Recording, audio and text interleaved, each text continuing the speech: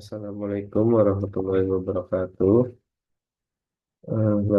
Perkenalkan nama saya Sadi Wawangi Prasaja, nomor induk 23 garis miring 523 garis miring SP garis miring 23845. Di sini saya akan menjelaskan mengenai apa itu GeoServer. Nah, pada GeoServer sendiri di sini dijelaskan bahwa GeoServer merupakan data yang bersifat publik yang dapat digunakan untuk mengolah data spasial yang bersifat open source. Server di sini digunakan untuk mengimplementasikan beberapa pengolahan geospasial yang disertai protokol yang termasuk dalamnya Web Map Service, ada Web Feature Service, Web Profile Service, and Web Map Service, serta additional extension seperti plugin dan lainnya yang disediakan untuk katalog service dan juga web processing service. Lagi server ini digunakan untuk pada dasarnya digunakan untuk mengolah berbagai data spasial yang digunakan untuk mengubahnya menjadi tampilan web berupa map yang dikelola pada GeoServer. GeoServer ini terdiri dari beberapa bagian seperti data, service, setting, tile, caching, and security. Pada GeoServer ini sebelum kita masuk seperti ini.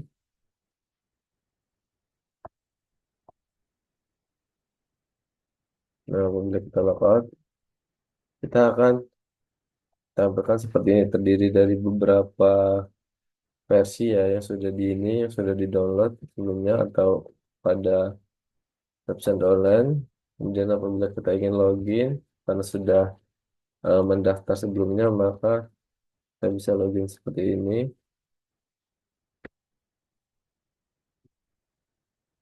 Nah, lalu dia akan masuk. Nah, dengan menggunakan view server ini kita dapat mengamankan data kita untuk berbagai jenis pengolahan.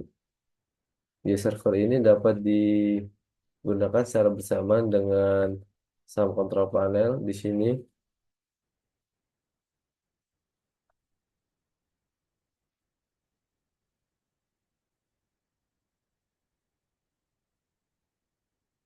Nah, SAM control panel ini kan digunakan untuk mengakses basis data. Apabila kita menggunakan SAM control panel ini, nanti kita dapat mengakses basis data yang kemudian nanti dapat ditampilkan pada GeoServer ini. Basis data ini digunakan pada acara sebelumnya untuk membuat tampilan atau database untuk mengolah data kecamatan. Untuk memulainya, pada GeoServer ini terdiri pada pengolahan data terdiri dari layer preview yang digunakan untuk menampilkan data, kemudian ada workspace, untuk membuat folder penyimpanan yang digunakan untuk mengolah seluruh atau menyimpan seluruh data yang ada pada GeoServer atau project kita. Kemudian ada store. Store ini digunakan untuk mengupload atau mempublish data kita sehingga dapat ditampilkan nanti pada layer. Nah, layer ini berupa data layer yang kita upload pada store sebelumnya, kemudian dia akan menampilkan seperti ini. Kemudian ada style digunakan untuk mengatur. Oke, langsung pada awalnya untuk workspace di sini digunakan untuk membuat workspace baru. Yang di sini kita dapat membuat workspace baru, kemudian ada nama URL-nya. Ini bebas digunakan untuk membuat workspace. Kemudian apabila sudah berhasil, maka dia akan tercentang seperti ini. Nah, ini untuk settingan edit workspace-nya. Di sini pada URL-nya bebas saja, pgweb, kemudian namanya. Kemudian di sini ada service-nya atau jenis tampilan workspace yang digunakan. Kemudian apabila kita sudah membuatnya, kita membuat store baru atau mempublishnya. Nah, pada add new store di sini terdiri dari berbagai jenis untuk mengolah data vektor dan juga data raster. Di sini terdiri dari Partial save file, geopacking, MySQL yang terdapat dua, ada PostGIS, ada property save file, dan web vector server. Kemudian ada GeoPath, GeoTIFF, image, motion, watch image, dan WMS maupun WMTS. Nah, pada praktikum kali ini kita menggunakan dua jenis. Yang pertama save file, seperti ini settingannya nanti. Nah, pada pembuatan ini kita membuat nama workspace yang digunakan atau folder yang digunakan sebelumnya. Kemudian ada data source name, deskripsi ini bebas saja. Kemudian ada connection. Sini data save file yang ingin kita gunakan. Ini dapat melakukan browse di sini.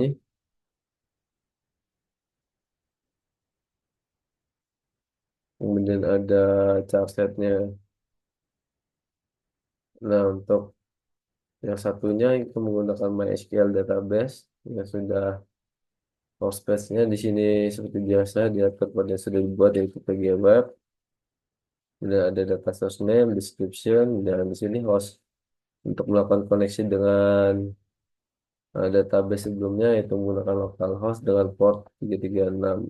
Untuk password ini sebenarnya bisa dikosongin, namun dia nanti akan otomatis mengkonfigurasi passwordnya sendiri. Kemudian untuk connectionnya di sini sudah otomatis terisi setelah tergantung SQL kita.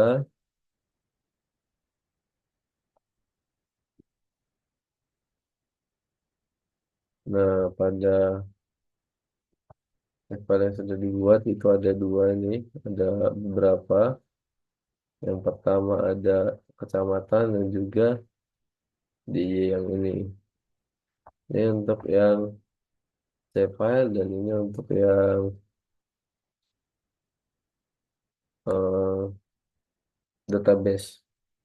Nah, kemudian pada store apabila kita sudah mengupload, kita akan menampilkannya ke dalam layer.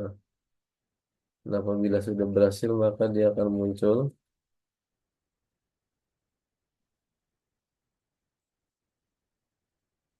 Nah, ini ada dua. Dan yang save file, di sini tipenya save file, dan di sini tipenya titik atau database. Kemudian ini pada store, tampilan seperti ini tadi. Ini berupa save file DISHP. Kemudian untuk kecamatan, menggunakan localhost. Ini database acara 8 dengan user root dan connectionnya yang sudah otomatis.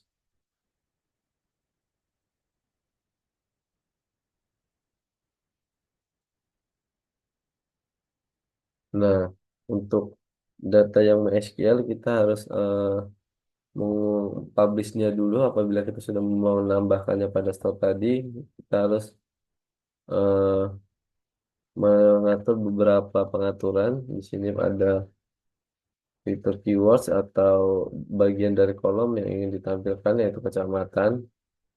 Kemudian ada SRS yang digunakan yaitu 4326 karena daerahnya pada Jogja menggunakan OGS 84. Kemudian ada bondingnya ini langsung complete from data saja karena dia akan mengisi secara otomatis untuk eh, nilai latitude dan longitude. Kemudian ada ini juga langsung compute. Nah, kemudian kita dapat menampilkan data pada database kita yang terdiri dari ID, nama kecamatan, longitude, luas, jumlah penduduk, dan geometri. Geometri ini sebelumnya ditambahkan secara manual pada pembuatan MySQL untuk menampilkan data titik. Nah, sedangkan untuk yang save file di sini dia hanya mengatur SRS-nya karena save file sudah terdiri dari beberapa data ya dan hanya mengandungkan eh, complete from data. Nah, kemudian ini dia akan menampilkan data pada save file-nya yang pada atribut tabelnya ada provinsi, kecamatan, kode kecamatan, kabupaten. Nah, kemudian apabila kita ingin mengatur jenisnya, oh ini tadi apabila sudah di ini ya. Kemudian kita lakukan publishing. Seperti ini hanya settingan WMS global dan nah ini untuk penambahan style kita bisa dua ini pada bagian yang mana. Kemudian style yang dipilih itu yang bagian mana pada data kita. Di sini kan banyak. Nah, ada PGWBY-nya. Kemudian langsung saja. Nah, sebelum melakukan layout ini kita seharusnya melakukan style dulu. Nah, apabila ini kita membuat style baru di sini add new style, kemudian menambahkannya sesuai keinginan kita, style konten atau gaya tampilan peta yang diinginkan. Apabila sudah berhasil, nanti kita dapat menampilkannya pada layout preview. Layout preview ini digunakan untuk menampilkan data yang sudah kita edit, kita olah, kita publish pada server sebelumnya. Dan kita search saja kata kuncinya di sini PG Web dengan tampilan data DIY dan kecamatan. Apabila pada DIY, ini coba kita close dulu yang sebelumnya. Nah, di sini dia menampilkan warna abu-abu.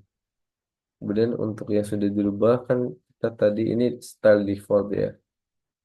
Seperti ini abu-abu. Kemudian yang sudah kita tambahkan DIY, maka dia akan menampilkan seperti ini. Hasil yang sudah diubah. Nah, kembali dia akan membukanya dalam tab baru ya. Kemudian pada bagian kecamatan, nah dia akan menampilkan titik di sini karena ini pada stylenya belum saya tambahkan maka dia hanya default yaitu 5 titik. Nah, mungkin itu saja yang dapat saya sampaikan. Kurang lebihnya mohon maaf. Wassalamualaikum warahmatullahi wabarakatuh.